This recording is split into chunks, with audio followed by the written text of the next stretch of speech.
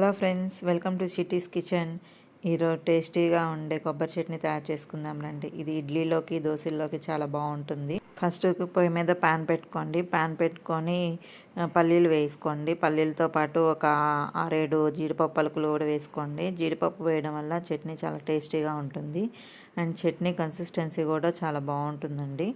దాంట్లో అవి బాగా ఫ్రై అయినాక అవి తీసి పక్కన పెట్టుకోండి. ఫ్రై అయిన పల్లీలు అవి నేను పచ్చిమిర్చి ఒక 4-5 వేసుకున్నానండి. మీ కారాన్ని తగ్గట్టు మీరు వేసుకోండి. మాకు కొంచెం స్పైసీగా తింటాం కాబట్టి కొంచెం పచ్చిమిర్చి ఎక్కువే వేసాను. పచ్చిమిర్చి వేగేలోపు మనము కొబ్బరిని ఇలా చిన్న చిన్న ముక్కలుగా కట్ చేసి పెట్టుకోండి. పచ్చి కొబ్బరి అండి. తర్వాత మనం వేయించి పెట్టుకున్న పచ్చిమిర్చి కూడా వేసుకోండి. దాంట్లోకి 1/2 టేబుల్ స్పూన్ జీలకర్ర, 4 రెమ్మలు చిన్నులపాయలు వేసుకోండి. చిన్నులపాయ తొక్కతో సహా వేసుకున్న ఇబ్బంది ఏం లేదండి. ఒక చిన్న రెమ్మ చింతపండు వేసుకోండి. కావాల్సినంత ఉప్పు వేసుకోండి. ఉప్పు వేసుకొని ఒకసారి మిక్సీ పట్టుకోవాలండి. ఫస్ట్ ఇలా కోర్సుగా మిక్సీ పట్టుకోండి. కొంచెం వాటర్ వేసుకొని మళ్ళీ మిక్సీ పెట్టుకోవాలండి. చట్నీ మనం మెత్తగా మిక్సీ పెట్టుకోవాలి.